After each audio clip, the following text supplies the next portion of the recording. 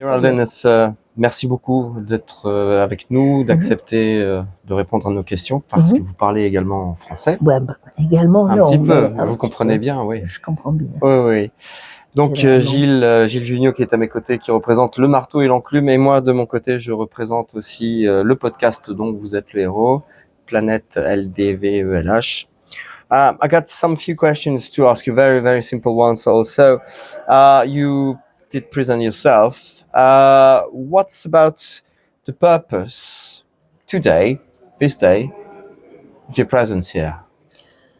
Well, I don't know if I have a purpose. I'm enjoying myself. That's one thing. But I came because I was asked to come, and I respect a lot that what Steve and Ian have put into all these years' work, and of course, Jonathan Green, who organises these, and it's a huge amount of work, and every so many years he does it, and I couldn't come to the last one because I had to go to Ireland at the time, and so it's 4 years probably since I've been to one, and I just think it's marvellous to come and see the enthusiasm that people have still got, and increasingly, I mean, today there were more of another generation who are getting involved in these books, and I'm sure, there's because they're probably also playing video games, they're possibly coming into the books in this world from a different angle.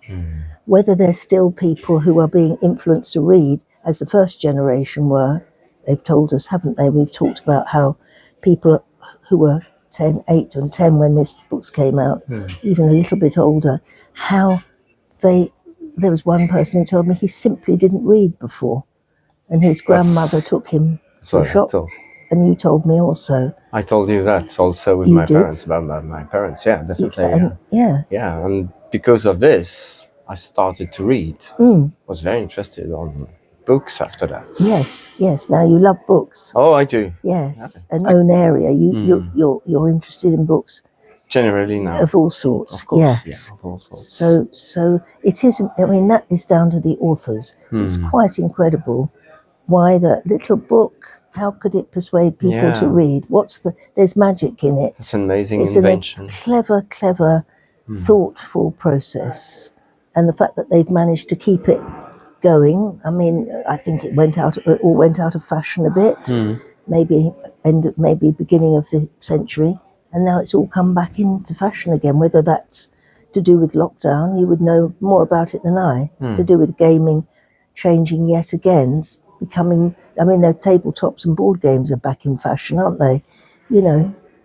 Whether that's everything comes around, I don't know. But obviously, we were all part of this marvellous adventure in the first place, and the fact that it was difficult perhaps makes it more precious. The fact that I had to fight for it and the authors didn't give up is remarkable, really. Well, it was your own fighting fantasy yeah, that's well done. I hadn't thought of it like that. Oh yes, I was the hero. I've just realised. Well, that's good. I'll take that. Are you working on something at the moment? So still with editors, or? Well, I mean, as you can see, I'm wearing this. This is very important. Preston Community Library.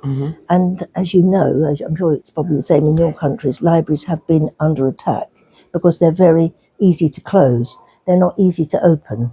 But if councils and governments and that are looking for a soft touch, libraries are one of them, which of course is dreadfully dangerous for our cultures. Is that because of eBay, Amazon, or? No, I think it's just easy to do. I think they were ignorant in the beginning when this all started, probably about 14 years ago.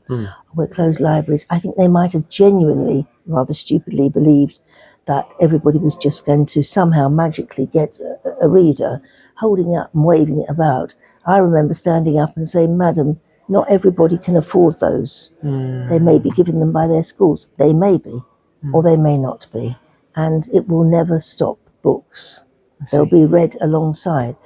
We fought for our libraries in Brent, which is a very large, one of the most diverse areas of London. We fought for our libraries, and we lost. And 50% of them were closed. And we were all like, oh, okay, what we said we would never do was start them up and run them ourselves. That's what we're doing. The one thing we said, oh no, this is for the council, that's what you pay your taxes for. In the end, you just have to do it. Yes. So that's an awful lot of my time. I mean, it is 14 years campaigning to get, and we have managed to get our library open. That's amazing. That's very good. But it's tough, you know. And in fact, I want to get some advice about how to get a new generation of people coming in that 10, 11, 12, maybe up the age group. I want to know how I'm going to get games into my library, to get people to come in to play. What's your opinion? How am I going to how can I start up gaming at my library? What would you say? How would you go about it? Where nobody knows anything about it. I know nothing. It's a bit like before. I know that it exists. I know it's become popular again. I've got to do it in the library because that's how we get new people coming in. The type of people that have missed out on going to libraries and are now 15, 16 because the libraries have been closed. We want to get them to come in. You've got to have things for them apart from just quote unquote books. So you obviously don't know the answer to this conundrum. You don't know. No, nor do I. But there are people here that do. I do. And we have to find out how to, do the sorts of things that you're doing. I'd like to be able to bring them into the community library. So if you've got any good ideas, I'm here to hear them. Right. I've got a last question for you. What was the first fighting fantasy book you read? And which one is your preferred? Well, the first one I read was the first one, which is The Warlock of Firetop Mountain. And I suppose I just like that. That's the one you love? That's the one I love. The others I like, and they're very, very good. But the one I love is The Warlock. Because I've always loved the name. I think it's a great name. It was lovely, lovely, beautifully produced. And yeah, it's like a baby, you know, that's your first one. That's the beginning. That's the beginning. Everything. And after that, there were marvellous people at Puffin, because obviously I didn't work at Puffin, but they were unusually collegiate. And so, although obviously it had been my idea, I brought in the first book, and the second, they would always invite me. The Puffin editors would invite me to anything. That's amazing. It was actually, because people are not like that. They're very sort of grabby because firms make people against each other. This is mine. Whereas the Puffin people, probably because they were children's editors, were more open to the fact that we would work together. I remember we had a meeting to come up with a generic name, which, as you know, was Fighting Fantasy and Adventure. And I can remember the Puffin people sitting there, but what should we call them? We've got to have a rubric, you know. And together we came up, I can remember they came to my office and we sat there and we came up with, you know, Adventure Game Book. And I think Steve and Ian came up with Fighting Fantasy. But as publishers, we had to find, if there were coming to be more books, well, what are you going to call the series, you know? And so I think, you know, Adventure Game Book, and then that led on to other bits of publicity that they could do. But I would say all credit to the Puffin editors. Philippa Dickinson, she's presented as well with me at this. She was wonderful.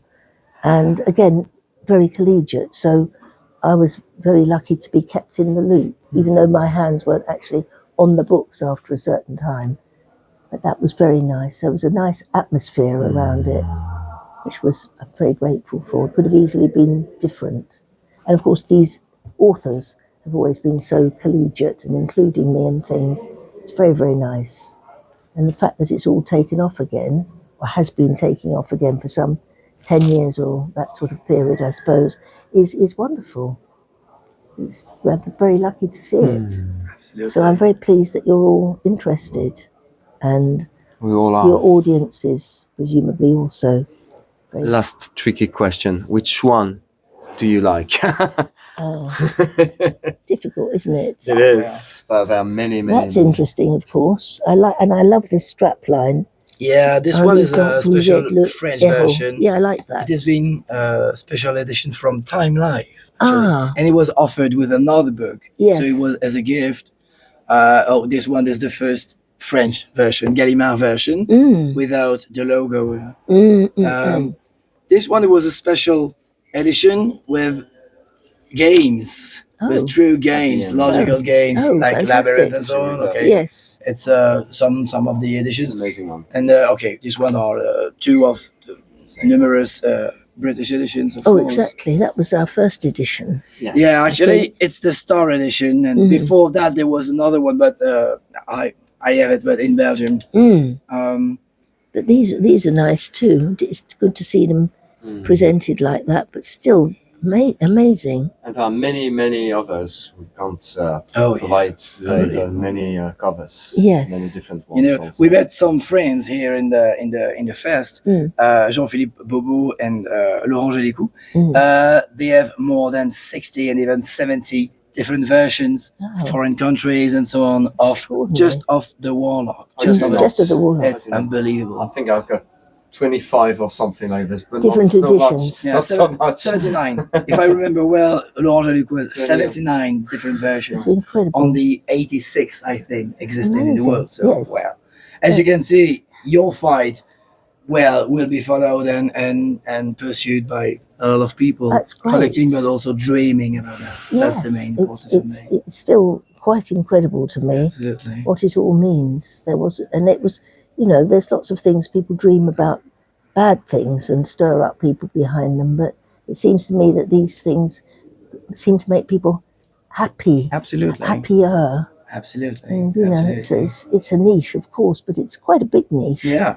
Yeah. And having led on to all the video games that we were talking about, Yeah, and that's- role-playing games and so role-playing on. games, And, the whole and thing. a wide world opening in our mind and heart.